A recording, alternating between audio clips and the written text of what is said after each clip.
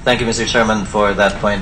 Attorney Baligot, so totoo nag-meeting kayo ni Ginang Napoles sa EDSA? Opo. Ang ni-request po na meeting, hindi ko po alam na siyang kakausapin ko po eh.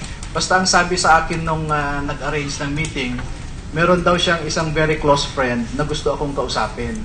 Tinatanong ko kung sino, ayaw sabihin. Didiretsahin ko na po para maikli lang po at mapakinabangan natin ang presensya ni Ginang Napoles. Hiningan niyo po ba ng 300 milyon? Hindi po. 38 million? Hindi po. 39 million? Hindi po, kasi sila po ang nag-offer and I declined. Magkano po ang alok? Tumaas naman siguro nung siya nakausap mo. Yun nga po ang ino-offer nila, 250 to 300, depende sa computation daw nila. Kasi gusto nilang paalisin yung mga witnesses dito sa Pilipinas. Kaya nagbiro pa nga po ako sa kanila na nung sinasabi nila na 250 to 300, nagbiro pa nga ako na baka umabot pa kayo ng 400 dyan. Just to drive the point na hindi pwedeng ayusin, no? To discourage them. At sinasabi nga po ng mga lawyers ni Mrs. Napoles at saka siya mismo na meron daw silang recording of that incident na nag-extort ako. Kaya noon ko pa ho china-challenge sila na kung meron talaga silang recording, ilabas, i-play, para pati rin po ako ay marinig ko. Thank you, Attorney Baligot.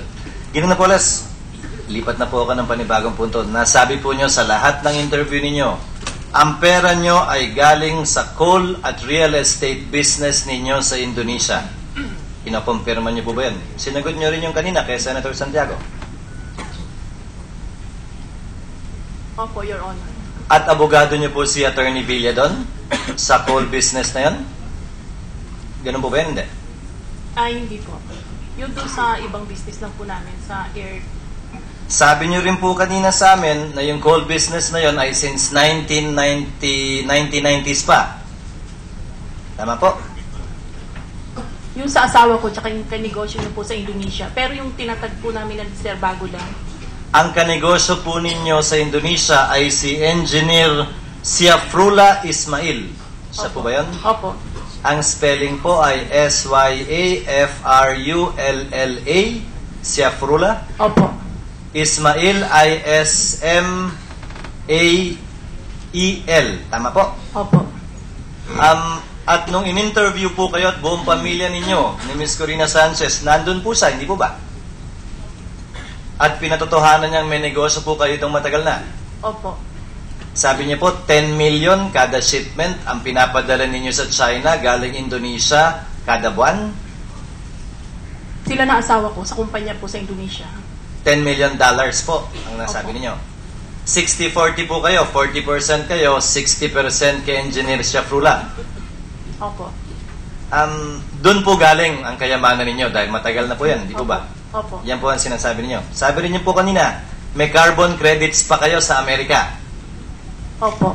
Galing po yan doon sa coal mining nyo sa Indonesia? Hindi po. Saan po?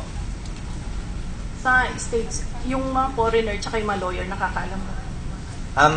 Kasi po ma'am, sa pagkakaalam ko, hindi po signatory ang Amerika sa Kyoto Protocol na nagtalaga ng carbon credits. Sa katunayan, wala pong carbon credits na binebenta sa Amerika. Opo, doon lang po ginawa yung yung corporation, siya yung may idea, tapos dinala po namin sa Asia, kaya nga in-introduce na dito sa Philippines po.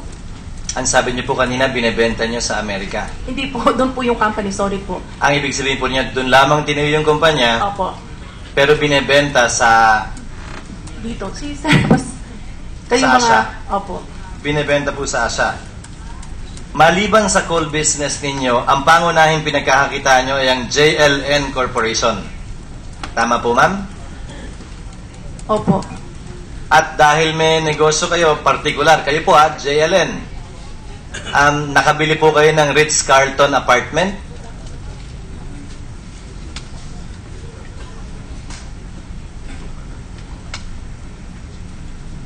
Ma'am, nakabili po kayo ng Ritz-Carlton apartment among others? Sinabi niyo rin po yun sa interview niyo sa Inquirer na inyo po yun. Opo. Ayon sa records po ng SEC, noong 2012, nalugi po kayo ng 343,000 pesos. Partikular yung JLN, ang kinita po lamang noong 2004 hanggang 2011, annual net income na dineclare po ninyo, nagre-range po lamang sa 21,000 hanggang 100,000 kada taon. Maliwanag pong hindi galing sa JLN Corporation yung pinambibili ninyo. Saan po manggagaling? Sa Indonesia po. Doon sa asawa po ninyo. Opo. Magkano po ba kinikita nyo ron kung alam ninyo? Hindi ko... Siya humihawak doon. Yung asawa po ninyo? Opo. Mr. Chairman, at the proper time, I ask that the committee invite Mr. Jimmy Napoles to shed light on their businesses if indeed there is such a business in existence in Indonesia or somewhere else. So ordered.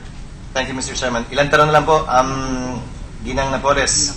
Kilala niyo po ba si Ginoong Habeliana ng NABCOR? One time, pinakilala ata sa akin, may mas sa office. May negosyo po ba kayo sa NABCOR? Wala po. Ba't niyo po siya kinausap? Tungkol ata doon sa mga, yung foreign, may tinanong lang po kami sa kanya, hindi ko na matandaan, matagal na po. Pero nagkausap po kayo? One time, pinakilala lang po sa tweet. Pinakilala po ninyo? Hindi ko na matandaan siya, matagal na po eh. Ilang tanong lang po, Ginang Napoles. Sabi niyo po kanina gusto niyo mag-executive session tayo, hindi po ba? Nung simula po ng hearing. Yes, Your Honor. Bakit po? Kung puro hindi ko alam at I invoke my right ang sasabihin ninyo, ba't pa tayo mag-executive session? Sino po ang nagpayo sa inyong humiling ng executive